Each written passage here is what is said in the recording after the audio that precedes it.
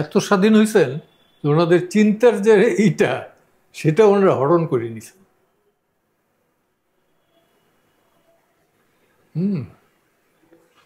স্বাধীনভাবে চিন্তা করার যে ক্ষমতা সেটাও হরণ করা হয়েছে।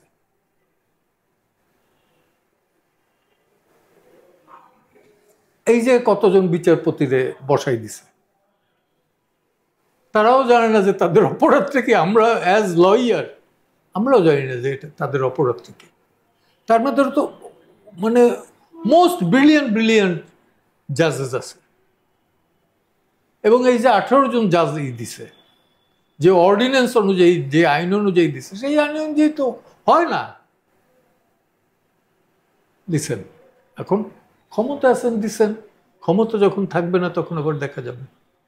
আমি যেটা বলবো যে বিচারকদের, বিচারপতিদের যে ক্ষমতা, বিচারিক ক্ষমতা, এটা 100% হরণ করা হয়েছে।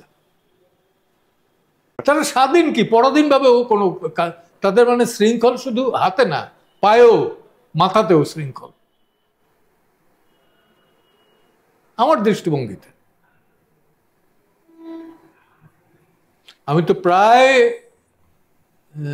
উনি 50 বছর বেশি, 52 বছর ধরে করতেছেন, আমার প্রায় 50 হবে হবে।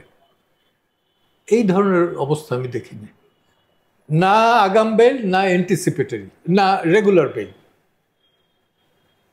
আর আগস্টের হলে পরে শুনবে না কেন? কোন আইনে আছে শুনবে না? আইন হইল যে কোথাও থেকে একটা ওহী নাজেল হয়েছে, এগুলো শোনা যাবে না। রাইট, এগুলো শোনা যাবে না।